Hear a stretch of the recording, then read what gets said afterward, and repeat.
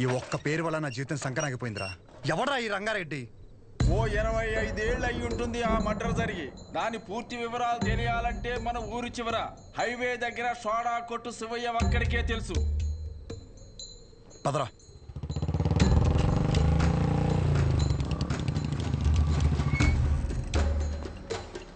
ఏం కావాలి? మీతో కొంచెం మాట్లాడాలి. నాతోనా? ఏమిటో చెప్పండి. ఆ రంగారెడ్డి ఎవడు?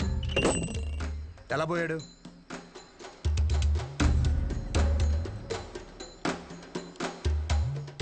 నువ్వు మెడికల్ షాప్ విశ్వం కొడుకు కదూ? అవునండి. చెప్పండి, ఎలా పోయాడు? ఇప్పుడు ఆయన గురించి నీకు తెలుసుకోవాలని ఎందుకు అనిపించింది? ఆయన పోయాడు సరే, ఆయన ప్రభావం నా జీవితం మీద చాలా ఉంది. చెప్పండి స్వామి, ఆడ ఎలా పోయాడు?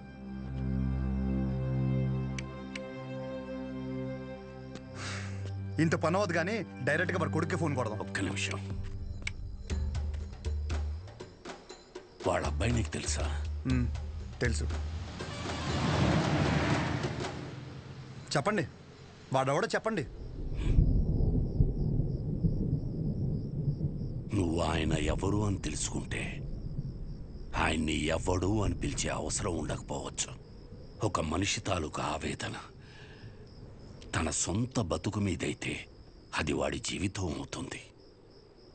కానీ అదే మనిషి ఆవేదన తన చుట్టూ ఉండే 10 మంది కోసమైతే అదే రంగారెడ్డి జీవితం. 6 అడుగుల మనిషి.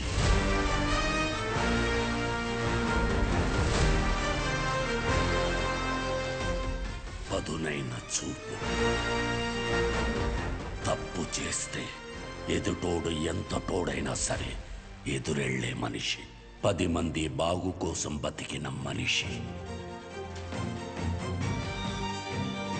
ఎవరికి ఏ చిన్న కష్టం వచ్చినా ప్రతి ఒక్కరి అడుగు రంగారెడ్డి ఇంటి వైపే ఉండేది. కానీ ఆ రోజు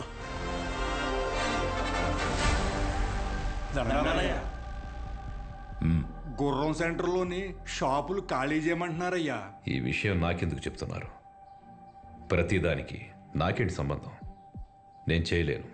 కావాలంటే కోర్టుకెళ్ళండి. మా గురించి మీరే మాట్లాడాలయ్యా. కష్టం. నేనేం చేయలేను. ఇబ్బంది పెట్టకండి.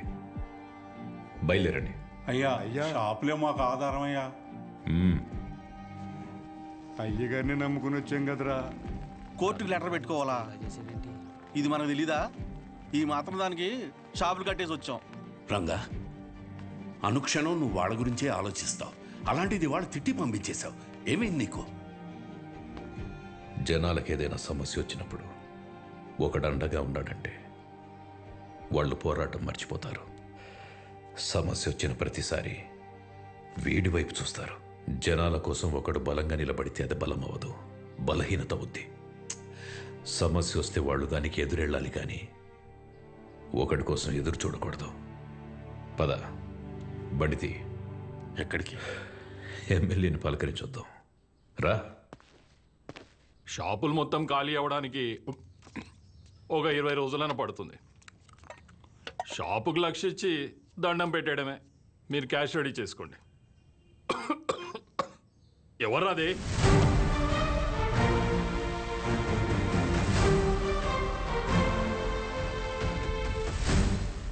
ఏంటి గురు, నువ్వు ఈ పొగని తట్టుకోలేకపోతున్నావు? కానీ నువ్వు ఊరి మధ్యలో ఫ్యాక్టరీ పెడితే రోజు జనం ఆ పొగని ఎలా తట్టుకుంటారు? రంగారెడ్డి, దయచేసి నువ్వు దీంట్లో తలదూర్చుకో. నీకేం కావాలో తీసుకో. నువ్వులే. కావాలంటే జెడ్పీ చైర్మన్ కుర్చీ తీసుకో.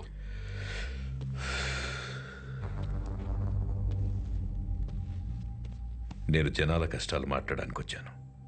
కుర్చీలో కూర్చొని కబుర్లు చెప్పడానికి రాలేదు.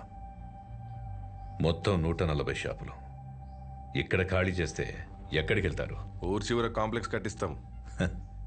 ఊరి చివర అంటే ఇప్పుడు మెడికల్ ఎమర్జెన్సీలో మందులు కావాలంటే అంత దూరం పరిగెట్టాలా?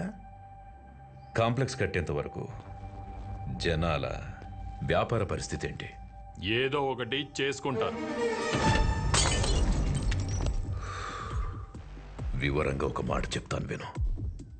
ఆ గుర్రం సెంటర్లో షాపుల జోలికి రాకు, వాళ్ళ పొట్ట కొట్టకు, ఫ్యాక్టరీ పెట్టి జనాన్ని కష్టపెట్టకు. దయచేసి వదిలేయండి. ఇది నా విన్నపం.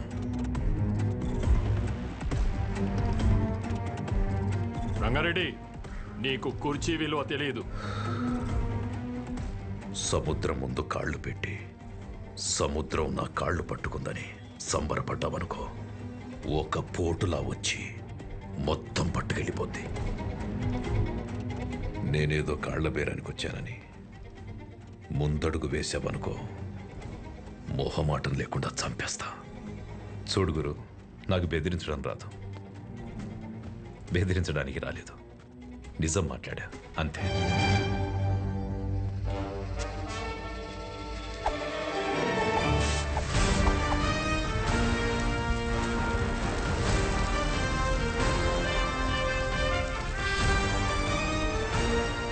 అన్నా జనాలు కోర్టుకు వెళ్తారంట అన్నా. అన్నా, జనాలందరూ కోర్టుకు వెళ్తారంట. ఫ్యాక్టరీ ప్లాన్ లేదని జనాలకు చెప్పే అన్న.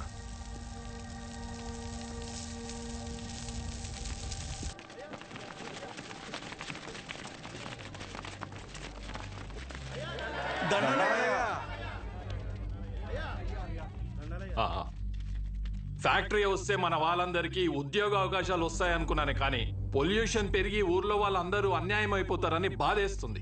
అందుకని కష్టపడి మీకోసం ఆ ఫ్యాక్టరీ ప్లాన్ లేకుండా ప్రభుత్వంతో పోరాడి మరీ ఒప్పించాను. సంతోషమయ్యా.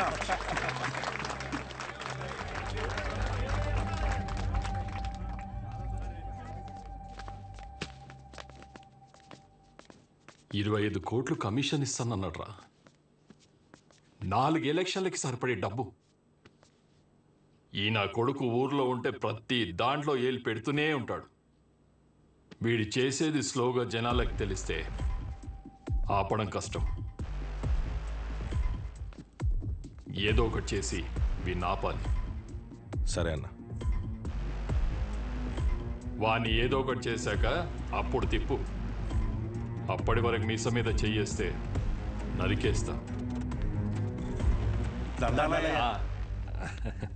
ఈ ఆనందాల అమ్మవారికి నైవేద్యం పెట్టుకుంటున్నాం, మీరు తప్పకుండా రావాలయ్యా. తప్పకుండా. సంతోషమయ్యా. నమస్తే అయ్యా.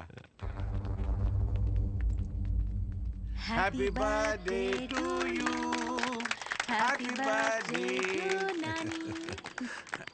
మీ నాన్నగారు నీకేం గిఫ్ట్ తీసుకొచ్చారు చూడు. అరే అరే, రేపు పొద్దున్న తొక్కుందు కానీ రా.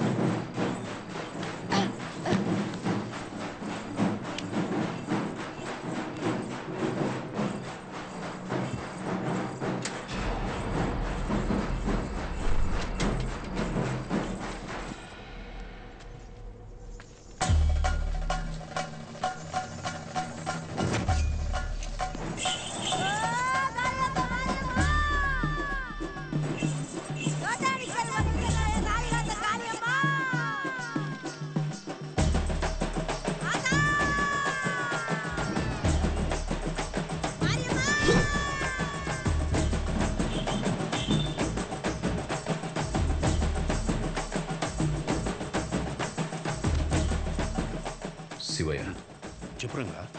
మీరు వెళ్ళండి, నేను వస్తాను. సహజం తీసుకెళ్ళు. ఏమైంది? వెళ్ళు. అలాగే సహజా, మన ఇంటికి వెళ్దాం. తాతయ్య వచ్చేస్తా.